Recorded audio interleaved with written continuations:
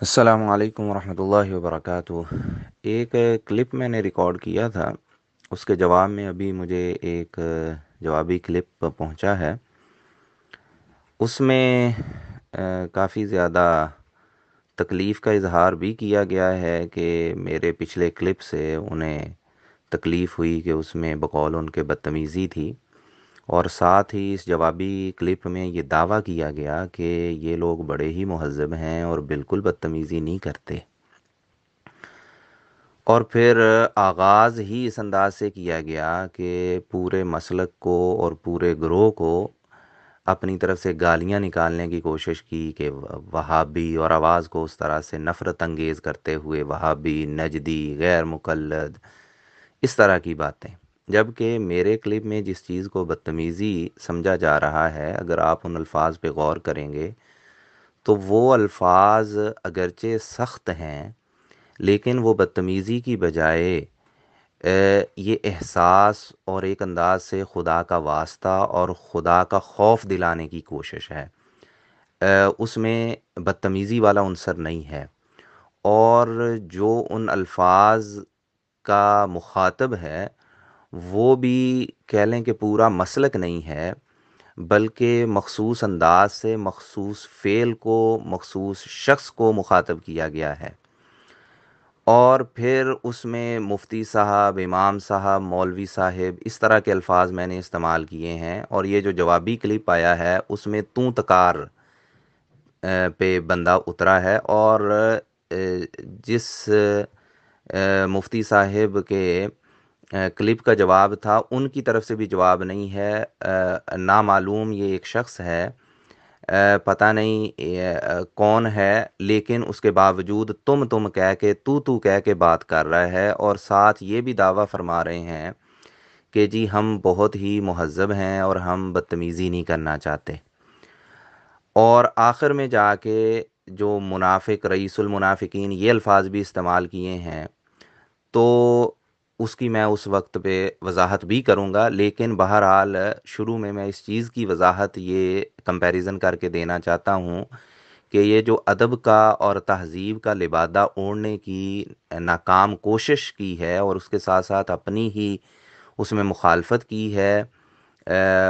تعصب، پھر اسی تعصب کو شو کر کے پورے کے پورے ایک مسلک کو، گروہ کو انتہائی نفرت انگیز انداز سے اپنی طرف سے گالیاں دینے کی کوشش کی ہے، جس سے ہمیں کوئی انشاءاللہ فرق نہیں پڑتا، اور توں تکار کر کے بات کی ہے۔ تو اس لیے یہ عوام کو شو کرنے کی ناکام کوشش نہ کریں کہ بھئی آپ بڑے مہذب ہیں اور مخالف کوئی جو آپ کا ہے وہ بدتمیزی کرتا ہے۔ ایک تو اس چیز کو آپ نوٹ کر لیں سننے والے۔ دوسری چیز یہ ہے کہ انہوں نے بڑے ہی اوچھے اور ہلکے انداز سے یہ ثابت کرنے کی کوشش کی کہ مجھے شاید صحابہ کے نام بھی پڑھنے نہیں آتے۔ مالک بن حویرث رضی اللہ تعالی عنہ کا میں نے تذکرہ کیا، اور اگر کسی شخص کو کوئی شک و شبہ ہے تو وہ آ کے میری سند تجوید چیک کر سکتا ہے، اور یہ جو مجود اعظم نے کلپ ریکارڈ کروایا ہے یہ بھی اپنی تجویدی جو سرٹیفکیٹس ہیں وہ شو کر دیں۔ تو بات یہ ہے کہ جب اردو زبان میں بات ہوتی ہے تو ہم الفاظ کو اتنا چبا کے یا اتنا چیو کر کے یا اس انداز سے نہیں پڑھتے جیسے عربی زبان کی تلاوت کرتے ہوئے یا اس کی عبارت پڑھتے ہوئے کیا جاتا ہے۔ اور تجوید کے اصول جو لوگ جانتے ہیں انہیں یہ بھی پتہ ہے کہ اس میں بھی تکلف سے منع کیا گیا ہے۔ تو میں نے مالک اتنا واضح کر کے مالک نہیں کہا جیسے کلیم کیا جا رہا ہے، بلکہ مالک ہی کہا ہے، جو شاید آڈیو کلپ کی کوالٹی کی وجہ سے کسی کو واضح طور پہ لکھ نہ لگے، لیکن اتنا واضح کرنا ضروری نہیں ہے، مالک کر کے پڑھنا ضروری نہیں ہے۔ اہل تجوید اس کو جانتے ہیں۔ اگین یہ کوئی موضوع سے اتنا ریلیٹڈ اور اتنا اہم مسئلہ نہیں ہے، اور اگر اتنا ہی ان کو ہے کہ بھی ہم نے بال کی کھال اتارنی ہے تو میں نے مالک بن حویرث کہا، اور یہ بھی مالک بن حویرث ہی کہہ رہے تھے، جبکہ اصل میں جو حویرث ہے اس پہ ال بھی ہے، تو پھر مالک بن الحویرث پڑھنا چاہیے، اور اگر اس سے بھی زیادہ آگے تشدد میں چلے جائیں تو پھر مالک بن الحویرثی کر کے پڑھنا چاہیے۔ تو اس طرح کر کے بچوں کی طرح جو ہے نا وہ نان ایشوز پہ کسی کو گھٹیا یا ہلکا دکھانے کی کوشش نہیں کرنی چاہیے، نہ ہی میں نے ان کو کوئی اس طرح کی کوشش کی کہ ان کو ہلکا یا گھٹیا دکھاؤں۔ اب چیز یہ ہے کہ میرا وہ کلپ جو تھا وہ اس چیز کا جواب تھا کہ جس میں یہ مطالبہ کیا جا رہا تھا کہ جی آپ ایسا دکھائیں کہ رفع الیدین کا اللہ کے نبی نے اپنے صحابہ کو حکم دیا ہو اور کہا ہو کہ یہ کرو، وگرنہ نماز نہیں ہوتی، اور قیامت تک اس طرح کی دلیل نہیں لی جا سکتی۔ تو میں اصل میں اس کلپ میں یہ بتا رہا تھا کہ اس انداز سے دلیل مانگنا یہ غیر علمی انداز ہے، یہ درست مطالبہ نہیں ہے۔ اس کا جواب دیتے ہوئے پھر میں نے مالک بن حویرث رضی اللہ تعالی عنہ کی بخاری اور مسلم کی حدیث بغیر کسی ڈنڈی مارے بیان کی کہ جس میں انہوں نے عمل کا تذکرہ کیا، اور عمل کا تذکرہ کرنے کے بعد انہوں نے ایک اور حدیث، میں نے واضح طور پہ کہا کہ ایک ڈیفرنٹ حدیث میں یہ موجود ہے، سلو کما رأیتمونی اصلی، یہی صحابی اس کے راوی ہیں، کہ اللہ کے نبی صلی اللہ علیہ وسلم نے فرمایا کہ نماز ایسے پڑھو جیسے مجھے پڑھتے دیکھا۔ تو میں نے یہ کہا کہ اب ہر سننے والا خود غور کر لے کہ کیا نماز کے ہر فعل کے لیے کہ جو اللہ کے نبی نے کیا ہے نماز میں، اس کے لیے کیا اللہ کے نبی کا حکم اس حدیث سے نہیں مل گیا؟ ایک تو یہ میں نے بات کی۔ دوسری چیز میں نے یہ کہی کہ تو اس چیز کا جواب نہیں آیا کہ بھئی آپ اس طرح کی دلیل کیوں کر مانگ سکتے ہیں، اس طرح کی دلیل نہیں مانگی جانی چاہیے تھی، یہ میں ایکسپلین کر رہا تھا۔ اور پھر میں نے یہ سلو کما رأیتمونی اصلی والی بات کی، اس کا جواب کوئی نہیں آیا۔ پھر میں نے یہ کہا کہ اگر اسی طرح کی دلیل مسئلے کو ثابت کرنے کے لیے چاہیے تو ان کی انتظامیہ اپنے اماموں کی تنخواہیں روکے، اس کا کوئی جواب نہیں آیا۔ پھر میں نے یہ بات کی کہ پہلا رفع الیدین آپ بھی کرتے ہیں، اور ان کا جو دوسرا کلپ آیا اس میں پہلے رفع الیدین کرنے کی اور اس کو غیر متنازع قرار دینے کی ان کے پاس صرف یہی دلیل ہے، جی یہ تو ہر کوئی کرتا ہے، ہر کوئی کرتا ہے، تو اس کا مطلب یہ ہے کہ اس کے لیے دلیل نہیں چاہیے، اس کے لیے دلیل کا بار وہ نہیں ہوگا جو آپ دوسروں کے لیے تقاضا کرتے ہیں، وہی ہوگا۔ آپ اس چیز سے اس طرح سے نہیں بھاگ سکتے کہہ کے کہ یہ تو ہر کوئی کرتا ہے، اس کو چھوڑو، اس کو سائڈ پہ کر دو۔ یہ جو منڈا ڈالنے والا، کارپٹ کے نیچے کرنے والا انداز ہے، یہ علمی طریقہ کار نہیں ہے۔ آپ جو مطالبہ دلیل کا دوسروں سے کرتے ہیں، دوسری جگہ سے کرتے ہیں، وہی آپ کا مطالبہ ہونا چاہیے، ہر چیز کے لیے وہی ایک معیار ہونا چاہیے۔ تو وہ جو میں نے بات کی تھی وہ میں نے یہ کی تھی کہ ابھی میں اس چیز کی طرف بھی آؤں گا جو سجدوں والی رفع الیدین کا معاملہ کھڑا کر کے تو اس پہ سمجھا ہے کہ پتہ نہیں ہم نے کوئی ڈنڈی مار دی ہے، اس کی میں وضاحت کروں گا، لیکن اس سے پہلے میں یہ بتلا دوں کہ میں نے جو کہا تھا کہ یہ منافقت ہے کہ پہلی رفع الیدین کے لیے اس انداز کا ثبوت نہیں مانگا جاتا جیسا باقیوں کے لیے مانگا جا رہا ہے۔ انہوں نے کہا کہ دیکھیں جی وہ رئیس المنافقین پھر تو ہو گئے اگر سجدوں والی رفع الیدین جو ہے وہ آپ نہیں کر رہے۔ تو کرنے نہ کرنے کی بات نہیں میں نے کی، میں نے یہ کہا کہ یہ کہنا کہ رکوع والی رفع الیدین کے لیے ہمیں حکم والی حدیث چاہیے، ہم عمل والی حدیث کو نہیں مانیں گے، تو یہ جو حکم ہے یہ تو پہلی رفع الیدین کے لیے بھی نہیں ہے۔ تو دلیل کا مطالبہ تبدیل کرنا کہ دلیل کس لیول کی ہونی چاہیے، اس چیز کو میں نے منافقت کہا، تو اس چیز کا ابھی تک آپ کی طرف سے جواب نہیں آیا۔ الغرض جو پہلا کلپ تھا اس کا جو مقصد تھا، جو آبجیکٹو تھا، جو بیسک بات تھی اس میں، وہ یہ تھی کہ آپ حکم کی دلیل مانگ رہے ہیں کہ جو کام کرنے کا حکم ہوگا وہی ہم کریں گے، تو یہ مطالبہ آپ کا غلط ہے۔ عمل جو اللہ کے نبی کا ہوتا ہے اس پہ بھی عمل کرنا ہوتا ہے، اس چیز کو تو آپ نے ٹچ ہی نہیں کیا اپنے جوابی معاملے میں۔ ایک تو یہ چیز ہوگی کہ میرے پہلے کلپ کا کوئی جواب نہیں آیا۔ نمبر دو، جو جوابی کلپ میں جو ہے، جو اصل جو میرے کلپ کا جواب ہونے کی بجائے نئے سوالات کھڑا کر رہا ہے، اس میں یہ پوائنٹ کھڑا کیا گیا کہ سجدوں میں بھی رفع الیدین کا تذکرہ موجود ہے۔ بالکل موجود ہے۔ مالک بن حویرث رضی اللہ تعالی عنہ کی اس حدیث میں جس کا انہوں نے سنن نسائی سے تذکرہ کیا، اس میں وہ موجود ہے، اس میں موجود ہے، لیکن ہم کیوں نہیں کرتے؟ تو ہم اس لیے نہیں کرتے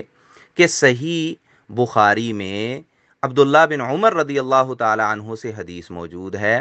جس میں نماز شروع کرتے وقت رفع الیدین کا تذکرہ ہے، रुकू जाते वक़्त, रुकू से सर उठाते वक़्त रफ़ुल यदैन का तज़किरा है। और फिर वो फरमाते हैं वला यफ़अलु ज़ालिका फ़िस्सुजूदी, कि अल्लाह के नबी सल्लल्लाहु अलैहि वसल्लम सजदों में ये नहीं किया करते थे जो रफ़ुल यदैन है। अब मसला रह गया उस हदीस का जिसमें मालिक बिन अल हुवैरिस रज़ी अल्लाह ताला अन्हु वो करते हैं। तो उसमें एक तफसीली बहस है। पहले क्लिप काफ़ी लंबा हो गया है, मुहद्दिसीन की किताबें उठा के देख लें, वो जो अल्फाज हैं वो शाज हैं, वो साबित नहीं हैं। बाज़ ने उसको साबित करार दिया है। शेख अलबानी रहमहुल्लाह का इन्होंने रेफरेंस दिया, उसको आपके बाबा जी पता नहीं क्या कुछ कहा।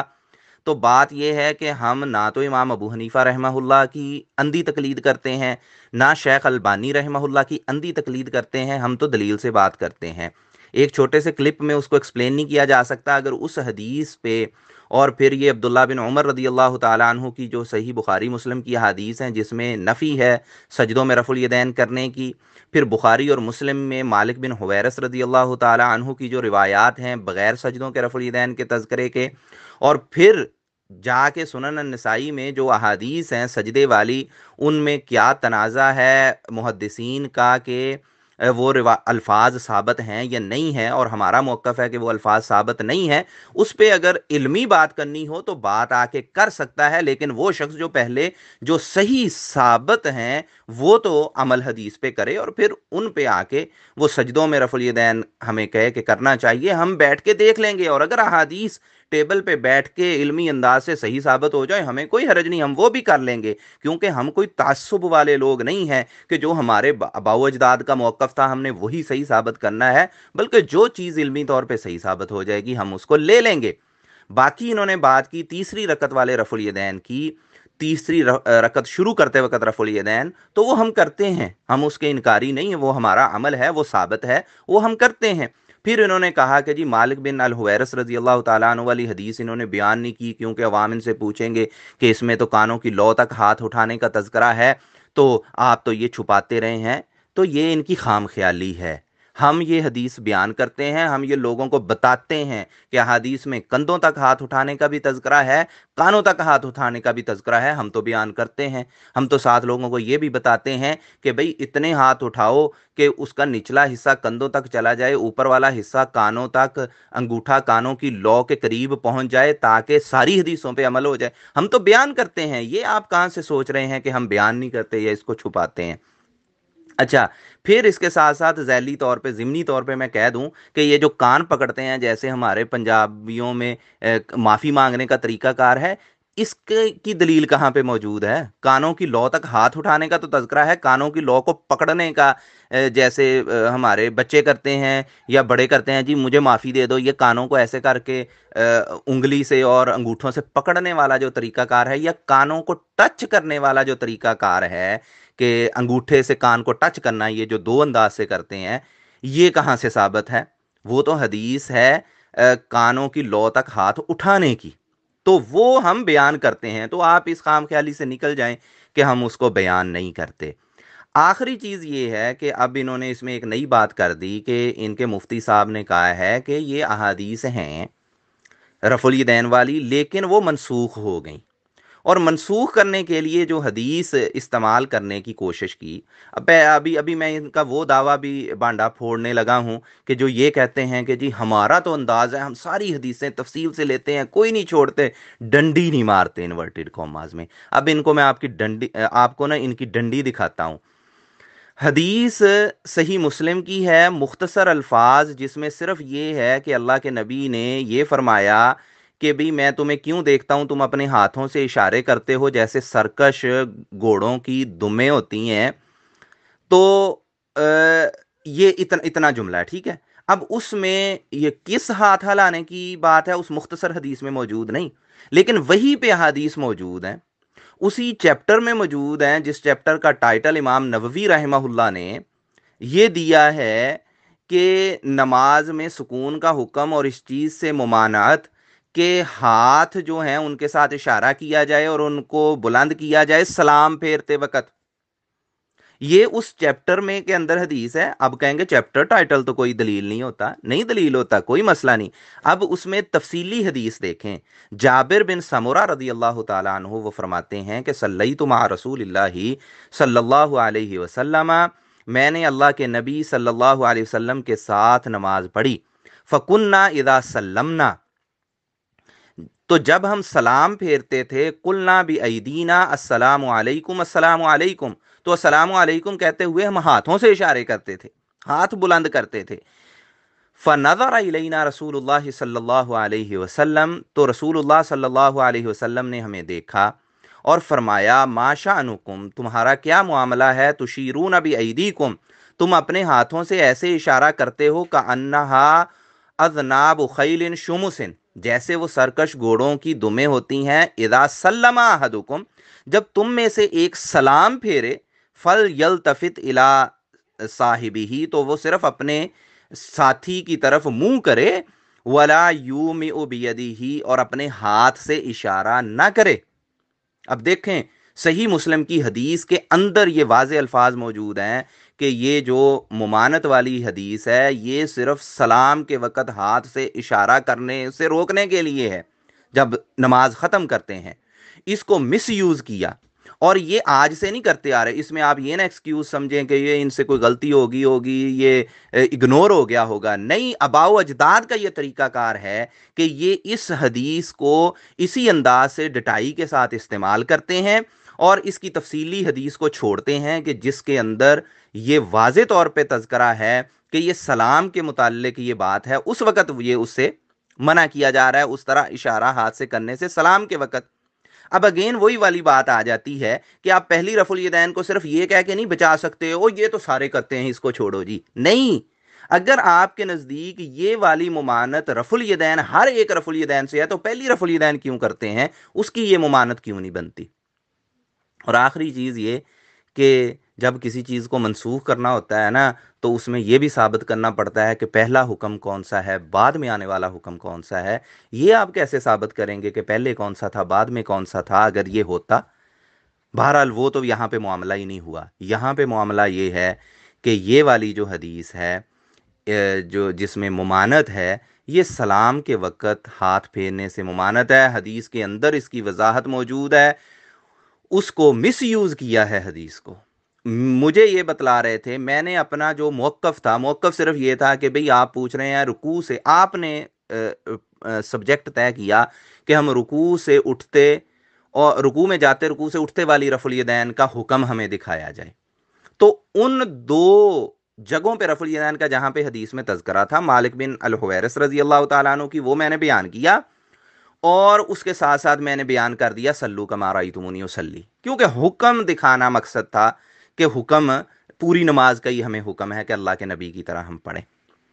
उसमें अगर ये मसला होता कि सजदे वाली बात होती, तो सजदे वाला मैं ऐसे ही एक्सप्लेन कर देता जैसे मैंने इस क्लिप में एक्सप्लेन किया। लेकिन आप अपना भांडा जो है, ये जो बीच बाजार फूटा है, उसको देखें कि आपका तो मौक़िफ़ ही ये था, आप इस इशू को एड्रेस कर रहे थे कि जी एक हदीस मौजूद है जिसमें ये रुकू जाने वाले, रुकू से सर उठाने वाली ये रफुल यदैन जो है, इससे रोका गया है। और उसके लिए हदीस आप वो पेश कर रहे हैं जिसमें वाज़े तौर पर उस हदीस के डिटेल्ड वर्जन में मौजूद है कि ये सलाम फेरते वक्त के मुतल्लक का मामला है। तो क्या अब इससे ये चीज़ साबित नहीं हो गई कि आपका ये दावा बातिल है, ये झूठा दावा है, कि जिसमें आप कहते हैं कि जी हम तो बड़ी अहादीस इकट्ठी करके सारों को मिला के उस पर अमल करते हैं। अगर ये वाला मामला होता ना, तो फिर तो इख्तलाफ ही कोई ना होता। तो इन प्रिंसिपल अगर आप हमसे इस बात पे एग्री करते हैं कि कुरान और हदीस के सारे दलाइल को इकट्ठे करके रखना चाहिए और सारों को देख के फिर मौक़िफ़ अपनाना चाहिए, तो अल्हम्दुलिल्लाह फिर तो हमारा आपका एक मौक़िफ़ हो जाएगा इन प्रिंसिपल। तो फिर सारे मसाइल पे हम मिलजुल के फिर इसी दलील की बेस पे और इसी प्रिंसिपल पे बात कर सकते हैं। अस्सलामु अलैकुम वरहमतुल्लाह।